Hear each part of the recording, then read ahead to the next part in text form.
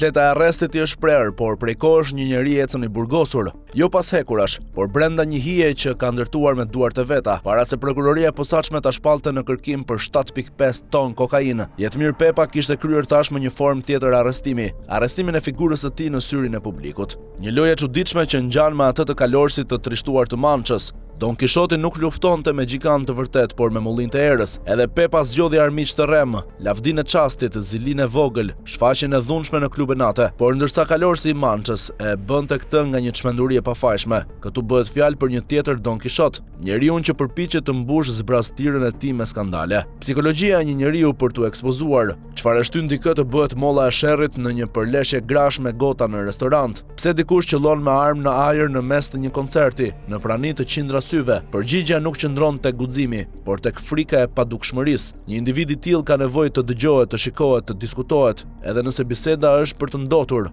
Edhe nëse emri i tij lidhet me dhunë dhe poshtërsi, për një person të frustruar, skandali bëhet një thithk që ushqen egon e thatë. Marrëdhëniet me vajzat e njohura të showbizit, publiciteti i dhunës në ambiente të ndriçuara, madje edhe pretendimi për të publikuar video të fshehta. E tëra kjo është një përpjekje për të qëndruar në majë të gjuhës së njerëzve, por kjo majë është e rrezikshme, sepse sa më shumë ngjitet një njeri në piedestal balte, aq më shpejt është rënja. Kur spak troket në derë, ndërsa ai luante rolin e personazhit të famshëm. Në heshtje prokuroria e posaçme po mblidhte prova për 8 episode trafikimi kokaine nga Amerika Latine në Evropë.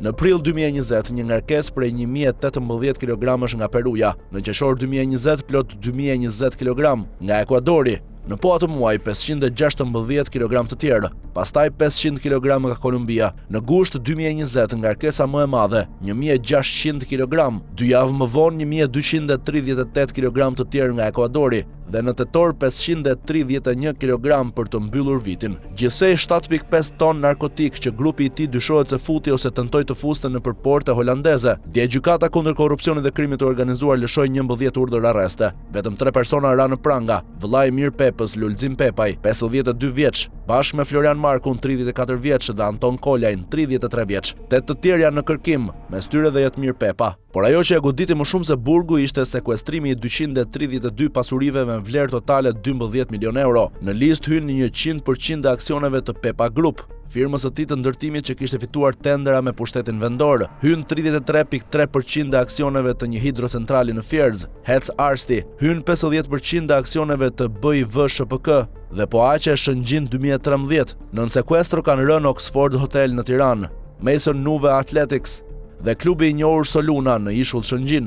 Gjithsej janë bllokuar 60 pasuri të paluajtshme. Toka ara, truaj, hotele, poste parkimi, apartamente të shpërndara në Tiranë, Kamës, Lezhë, Shëngjin, Saran dhe Himar. Janë sekuestruar 89 makina dhe mjete ndërtimi, si dhe 72 llogari bankare. Tani që perdeja ra, shohim jo vetëm një njeri të zhveshur, por një shtet që e veshi me petk të rrem, sepse Don Kishoti i Manchës luftonte me mullin me erë me paratë e tij. Por Don Kishoti shqiptar, përpara se të shpallej në kërkim për 7.5 ton kokainë, ishte bërë partneri preferuar i pushtetit. Kompania e tij Pepa Group, e themeluar në vitin 2014, ka fituar të paktën 52 tender publik që nga themelimi i saj, me një vlerë totale mbi 69 milion euro.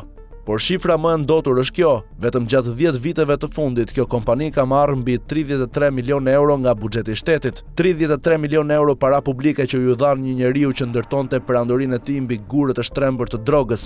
Një njeriu që shkoi aq larg sa mori mbiemrin e ish të dashurës së tij për të fshehur nga drejtësia. Një skandal i tillë nuk ka nevojë për zbukurime sepse flet vet. Shteti i dha dorën një grupi kriminal dhe këmbyen paratë tatim paguesve me pluhurin e bardhë që vriste të rinj të Evropës. Don Kishoti luftonte me mullinj ere dhe humbiste, por të paktën ai besonte në iluzionin e tij. Mir Pepa përkundrazi, duke se e dinte se iluzioni ishte i rrem. Megjithatë ai vazhdoi të qëndronte në skenë, të shkaktonte zënka, të ekspozonte vajza dhe të gjuante me armë nëpër koncerte. E gjithë kjo për të mos parë realitetin, se pas perdes së tij të ndërtuar me klube dhe skandale roz, fshihej një rrjet i tërë droge që priste të shembej. Tani që spak e ka shembur atë perde, ai mbetet i arratisur. Por pyetja më e hidhur për të nuk është ku fshihem, por pse nuk u fsheha më herët në vend që të luaja rolin e të famshmit, sepse ai vetë ka burgosur veten me pamjen e tij shumë kohë përpara se gjykata të vuloste fletën e arrestit. Shteti që e ushqeu me 33 milion euro para publike, tani e kërkon për drogë, por mbetet pa përgjigje pyetja: